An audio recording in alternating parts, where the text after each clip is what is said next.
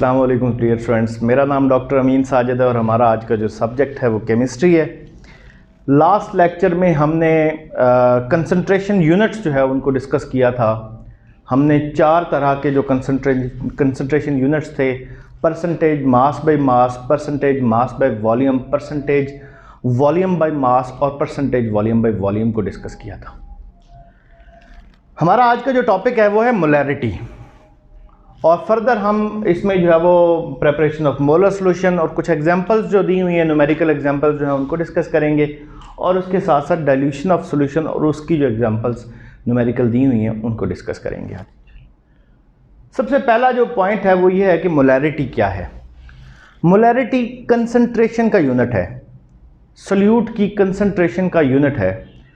और अगर हम इसको डिफाइन करें तो इसकी डेफिनेशन बनती है number of moles of A solute dissolved in 1 dm cube of the solution. 1 decimetre cube of the solution में कितने मोल जो है वो सॉल्यूट के डिसॉल्व किए हुए हैं, ये कहलाती है उसकी मोलैरिटी। अगर हम मोलैरिटी को हम डिनोट करते हैं कैपिटल M से, और इसका फार्मूला मैंने आपको बताया, number of moles of solute divided bye volume of solution in dm cube, volume of solution in dm cube. ये हमारा इस फार्मूला बनता है। अगर रिजल्ट आपको याद हो तो number of moles of solute जो n है, इसका फार्मूला था मास of solute over molar mass of solute. Mass of solute divided by molar mass of solute. It is ये नंबर ऑफ मोल्स कैलकुलेट करने का फार्मूला है। हम इस फार्मूला को, ये number of moles of solute की जगह पे अगर हम यहाँ पे लिख दें तो हमारे पास जो फार्मूला बनेगा वो बनेगा मास ऑफ सॉल्यूट। इसको हम गिवन मास भी कह सकते हैं, given mass of solute divided by molar mass of solute and divided by volume of solution in dm cube, decimetre cube. इसको फर्दर अगर हम, ये डिफरेंट फॉर्म्स हैं इस फार्मूला के, ये फार्मूला भी ठीक है, ये इसी फार्मूले की फर्दर जो है वो सिंप्लीफाइड फॉर्म है हमारे पास। ये मैंने आपको बताया कि ये हमने जो number of moles of solute था उसका फार्मूला यहाँ पे लिख दिया। इसी फार्मूले को अगर हम फर्दर सिंप्लीफाई करते हैं तो m मोलैरिटी जो है वो हमारे पास बनती है गिवन मास ऑफ सॉल्यूट। और ये जो फर्दर सिंप्लीफाई करके हम इसको यहाँ पे आपके पास लिख रहे हैं, तो इसका मकसद ये है कि कहीं पे वैल्यूज़ जो है वो कुछ दी होती हैं, कुछ नहीं दी होती। थोड़ा सा जो है प्रॉब्लमेटिक, थोड़ा सा उसमें कोई ना कोई जो है उल्ट फेर कर दिया जाता है, वैल्यूज़ कुछ इस तरह की दी जाती है न्यूमेरिकल में। तो आपके पास सारे फार्मूले, सारी फॉर्म्स उसकी जो है वो आपको याद हो, ताकि आप उस क्वेश्चन को सॉल्व कर सकें। ये जो मोलर मास ऑफ सॉल्यूट है, इसको जब हम फर्दर सिंप्लीफाई करते हैं तो ये ऊपर डिवाइड हो रहा है तो नीचे आके मल्टीप्लाई हो जाएगा, तो ये बन जाएगा molar mass of solute multiplied by volume in dm cube. Volume of solution होगा इन dm क्यूब। तो ये भी एक फार्मूला है जिसके ज़रिए आप मोलैरिटी को कैलकुलेट कर सकते हैं। इन तीनों फार्मूलाज को अगर आप याद रखेंगे, जो मोलैरिटी वाले जो क्वेश्चंस होंगे उनको हम इजीली जो है वो सॉल्व कर सकेंगे। हम इंशाल्लाह आगे जो है वो इसकी एग्जांपल्स जो है वो भी सॉल्व करेंगे। हमारा जो नेक्स्ट टॉपिक है that is preparation of A molar solution, कि हम मोलर सॉल्यूशन प्रिपेयर किस तरह से कर सकते हैं। फॉर एग्जांपल आपको 1 मोलर सॉल्यूशन बनाना है किसी भी सॉल्यूट का, तो कैसे बनाएंगे। फॉर एग्जांपल हमें कहा जाता है कि जी आप NaOH का सोडियम हाइड्रोक्साइड का 1 मोलर सोल्यूशन बनाएं, तो हम इसमें 1 मोल के बराबर इसका मास लेंगे कि इसके 1 मोल में कितना मास होगा। So we know that sodium का जो मास है वो 23 है, प्लस ऑक्सीजन 16 प्लस हाइड्रोजन 1, तो ये 40 ग्राम्स बन जाता है।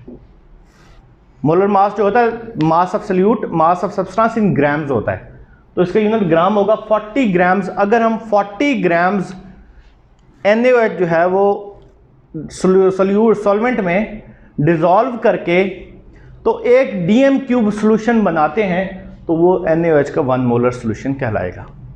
अगर हमें 2 मोलर सोल्यूशन बनाना है तो हम 2 मोल्स लेंगे, इसके मल्टीप्लाई करेंगे 2 से, 80 ग्राम उसमें 1 DM मिक्स करके सॉल्वेंट में 1 DM³ सोल्यूशन फाइनल हमने बनाना है। सॉल्वेंट हम 1 DM³ नहीं लेंगे, हमने टोटल सोल्यूशन जो है वो 1 DM³ बनाना है, कीप इन माइंड। अच्छा, नेक्स्ट हमारा जो इसमें चीज़ है वो है जी, इसके न्यूमेरिकल्स हैं, कुछ एग्जांपल्स इसकी मोलैरिटी की, ये फार्मूला याद रखिएगा इंशाल्लाह, ये अभी जो हम क्वेश्चंस करेंगे उसमें आएंगे। पहली जो एग्जांपल है वो है calculate the molarity of A solution which is prepared by dissolving 28.4 grams of Na2SO4 sodium sulphate in 400 centimetre cube of solution. जो वॉल्यूम ऑफ सोल्यूशन है वो हमें सेंटीमीटर क्यूब में दिया गया है, उसके अलावा हमें गिवन मास दिया गया है सोल्यूट का, that is 28.4 gram. So we know that example 6.2 में हम ये जानते हैं कि गिवन मास ऑफ सोल्यूट क्या है जी हमारे पास 28.4 ग्राम, 28.4 ग्राम। इसी तरह से हमें उसने वॉल्यूम ऑफ सॉल्यूशन जो है वो दिया है, वॉल्यूम ऑफ सॉल्यूशन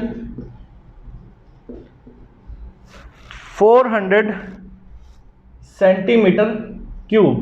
अब हम सेंटीमीटर, हमें तो जो सॉल्यूशन चाहिए वो किस में चाहिए, जो हमने फार्मूला में पढ़ा था वो सॉल्यूशन किस में चाहिए हमें, DM³ में। तो हम इस CM³ को कन्वर्ट करेंगे DM³ में, तो उसको कन्वर्जन के लिए हम 400 डिवाइडेड बाई 1000 करेंगे, ये हमारे पास बन जाएगा 0.4 DM³।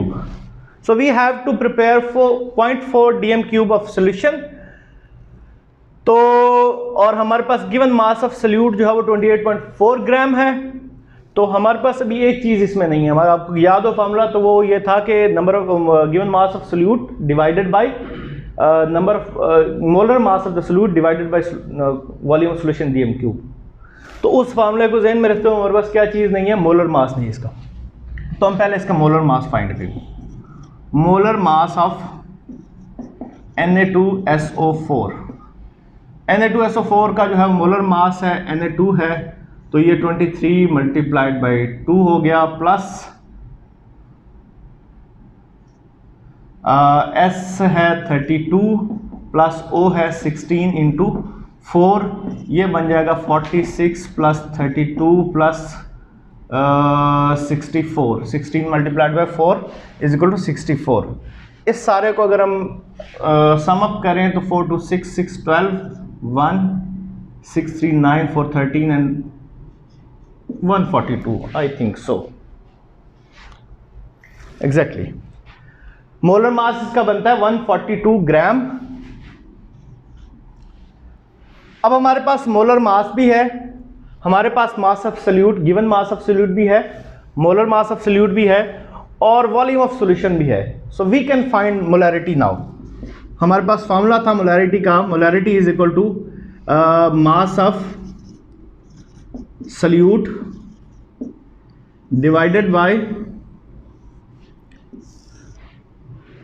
Molar mass of solute multiplied by volume of solution in DM³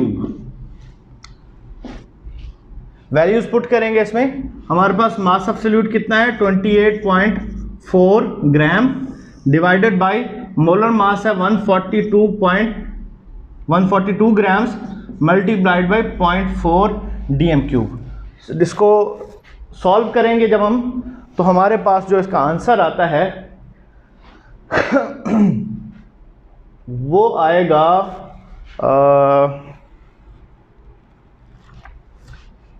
0.5 molar. हमारे पास जो सॉल्यूशन है कौन सा बनेगा 0.5 molar solution.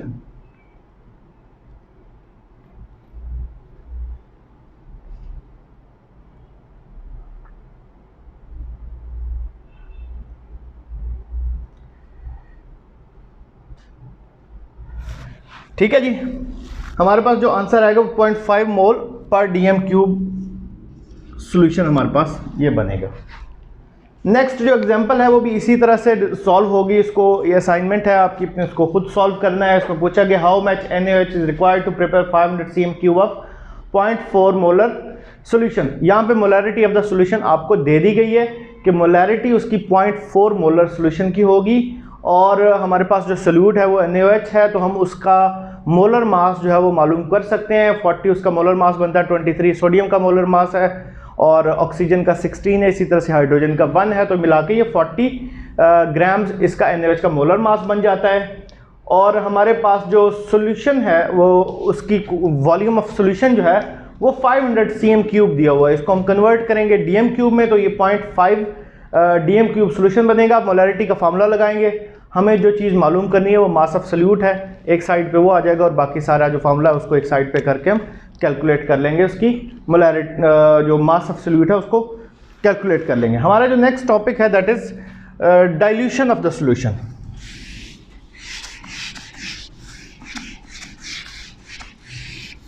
Students, dilution of solution में ये होता है कि हम डाइल्यूट सॉल्यूशन प्रिपेयर करते हैं। शुरू में हमने डाइल्यूट और कंसंट्रेटेड सॉल्यूशन दो डेफिनेशंस पढ़ी थी। मैंने आपको उस वक्त बताया था कि डाइल्यूट और कंसंट्रेटेड सॉल्यूशन रिलेटिव टर्म्स हैं। रिलेटिव टर्म्स इस तरह से हैं कि एक स्टैंडर्ड सॉल्यूशन होगा, उसके साथ कंपेयर करके हम ये बता सकेंगे कि ये सॉल्यूशन डाइल्यूट है या कंसंट्रेटेड है। हमारे पास जो स्टैंडर्ड सॉल्यूशन दिया हुआ है, अगर इस गिवन सॉल्यूशन जिसको हम देख रहे हैं, जिसकी मोलैरिटी के बारे में हम बात करने वाले हैं, जिसकी कंसंट्रेशन के बारे में हम बात कर रहे हैं, अगर इस गिवन सॉल्यूशन में जो क्वांटिटी ऑफ सॉल्यूट है, सॉल्यूट की जो मिकदार है वो स्टैंडर्ड सॉल्यूशन से कम है, तो ये डाइल्यूट होगा। अगर ये गिवन सॉल्यूशन से ज़्यादा है इसकी क्वांटिटी, तो फिर ये कंसंट्रेटेड सॉल्यूशन होगा। कंसंट्रेटेड सॉल्यूशन से ये थंब रूल याद रखिएगा, सारी जिंदगी आपको काम आएगा केमिस्ट्री में, कि कंसंट्रेटेड सॉल्यूशन से डाइल्यूट सॉल्यूशन बनाया जा सकता है। कभी कोई भी बच्चा डाइल्यूट से कंसंट्रेटेड बनाने की बेवकूफ़ी मत करे। डाइल्यूट सॉल्यूशन से कंसंट्रेटेड सॉल्यूशन नहीं बन सकता, कंसंट्रेटेड सॉल्यूशन से डाइल्यूट सॉल्यूशन बनाया जाता है हमेशा। जहाँ पे सॉल्यूट की मिकदार ज़्यादा हो उसमें थोड़ा और सॉल्वेंट ऐड करके तो उसको डाइल्यूट कर लिया जाएगा, सॉल्यूट की क्वांटिटी कम कर ली जाएगी, लेकिन उसको कंसंट्रेट नहीं किया जा सकता सॉल्यूशन बने हुए को। हमारा जो आज का टॉपिक है वो ये है कि हमने डाइल्यूशन ऑफ सॉल्यूशन देखनी है कि सॉल्यूशन को डाइल्यूट किस तरह से कर सकते हैं। सॉल्यूशन को डाइल्यूट करने के लिए हमारे पास एक फार्मूला है। हमारे पास दो सॉल्यूशन होते हैं, एक कंसंट्रेटेड सॉल्यूशन होता है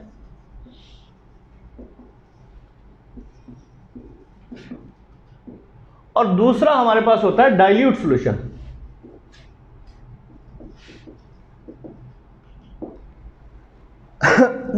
molarity of the concentrated solution multiplied by volume of the concentrated solution, इसको हम M1 V1 का नाम देते हैं कि इसकी मोलैरिटी और इसका वॉल्यूम ये इक्वल होगा molarity of the dilute solution multiplied by volume of the dilute solution. ये हमारे पास फार्मूला है। इस फार्मूले के जरिए हम किसी भी कंसंट्रेटेड सॉल्यूशन से उसका डाइल्यूट सॉल्यूशन जो है वो प्रिपेयर कर सकते हैं। फॉर एग्जांपल जो है वो हमारे पास जो पहली एग्जांपल दी हुई है कि हमारे पास so we want to prepare 100 cm cube of 0.01 molar solution, 0.01 molar solution from a given 0.1 molar solution of potassium permanganate।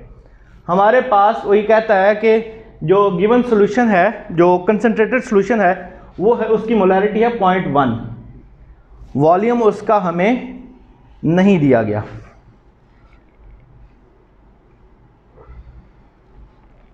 ठीक है, और हमने बनाना क्या है इससे, 100 cm क्यूब, 100 cm क्यूब और 0.1 dm क्यूब हमने बनाना है, और इसका वॉल्यूम जो है ये वॉल्यूम हो गया इसके, और मोलैरिटी होगी 0.01 मोलर, 0.01 मोलर सॉल्यूशन होगा। सबसे पहला काम तो ये होगा कि हमें ये 0.1 मोलर बनाना है, ये हमने खुद बनाना होता है, जो स्टैंडर्ड कंसंट्रेटेड सॉल्यूशन होता है ये खुद बनाना होता है। और उसको बनाने का तरीका ये है कि पोटेशियम परमैंगनेट KMnO4 जो है उसका मोलर मास है 158 ग्राम्स, तो हम 158 ग्राम्स डालेंगे एक DM क्यूब में, तो 1 मोलर सॉल्यूशन बनेगा। हमें बनाना है 0.1 मोलर, तो हम इसको 15.8 ग्राम्स ऑफ सॉल्यूट जो है वो एक मोलर, एक DM क्यूब ऑफ सॉल्यूशन बनाएंगे 15.8 ग्राम्स उसमें डाल के सॉल्यूट जो है KMnO4। 0.1 मोलर बनने के बाद 0.1 मोलर हमारे पास बन गया, तो हमें कितना वॉल्यूम इसका चाहिए होगा 0.1 DM cube of 0.01 molar solution बनाने के लिए, तो ये हमने फाइंड आउट करना है। या V1 हमारे पास अननोन है, गिवन नहीं है, तो we can find it out. 0.1 multiplied by 0.01 divided by 0.1, ये क्रॉस हो जाएंगे 0.01, और इसको अगर हम CM क्यूब में करते हैं, CM क्यूब में कन्वर्ट करते हैं, तो 1000 के साथ इसको मल्टीप्लाई करेंगे, तो ये हमारे पास बन जाएगा 10 CM cube of 0.1 molar solution हमें रिक्वायर्ड होगा टू प्रिपेयर 0.01 मोलर सॉल्यूशन।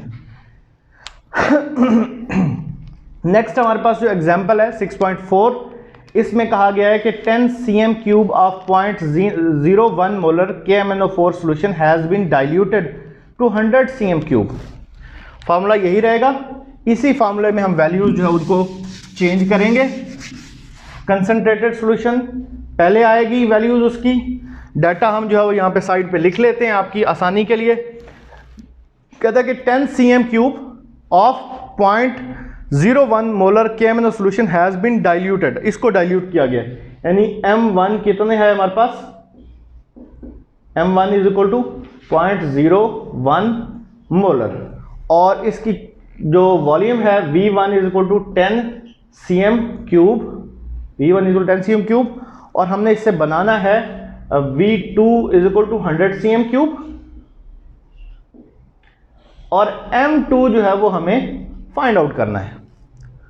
अगर हम 10 सेंटीमीटर 0.01 मोलर KMnO4 सॉल्यूशन लें और उसको डाइल्यूट करके 100 cm क्यूब बना दें, उसका उसमें पानी डालें, पानी डाल के जो सॉल्यूशन की मोलैरिटी वॉल्यूम जो है सॉल्यूशन का उसको हम कर दें 100 cm क्यूब, तो इसकी मोलैरिटी कितनी हो जाएगी, ये हमें फाइंड आउट करना है। 10 सेंटीमीटर क्यूब 10 cm क्यूब हमने वॉल्यूम लिया 0.01 मोलर सॉल्यूशन का, उसमें हमने डाइल्यूट करके उसमें लिक्विड ऐड करके उसमें सॉल्वेंट ऐड करके हमने उसका वॉल्यूम कर दिया 100 cm क्यूब, तो इसकी मोलैरिटी क्या होगी। फार्मूला में वैल्यूज ऐड करेंगे, यहाँ पे M1 0.01, V1 10 और M2 हमें फाइंड आउट करना है, और V2 जो है वो हमें मालूम है 100, M2 यहाँ पे आ जाएगा, ये इधर आएगा 0.01 मल्टीप्लाइड बाई 10 डिवाइडेड बाई 100, ये इससे क्रॉस हो जाएगा, और हमारे पास जो वैल्यू बनेगी वो होगी 0.001 मोलर M2। ये हमारे पास हमारा जो टॉपिक था आज का वो ये छोटी छोटी कैलकुलेशंस तक ही था, जिसमें हमने ये इम्पॉर्टेंट है, छोटी छोटी कैलकुलेशंस हैं लेकिन ये बहुत इम्पॉर्टेंट है फर्दर केमिस्ट्री के हवाले से, तो इनको आपने प्रॉपरली जो है वो टाइम दे के अंडरस्टैंड करना है। अगर न्यूमेरिकल्स भी इनके होंगे, ये आपके लिए एग्ज़ाम के हवाले से बहुत ज़्यादा इम्पॉर्टेंट हो या ना हो, लेकिन केमिस्ट्री को पढ़ना है अगर, तो वो इन जो यूनिट्स हैं, इन फार्मूलाज हैं और जो ये कैलकुलेशंस हैं, इनके बगैर आप नहीं पढ़ सकेंगे। हमारे जो मैक्सिमम प्रैक्टिकल्स होते हैं वो सारे के सारे मोलैरिटी के हवाले से हुआ करते हैं केमिस्ट्री में, तो इसलिए इस टॉपिक को आप अच्छे तरीके से प्रिपेयर करेंगे। जज़ाकुमुल्लाह खैर। अस्सलाम।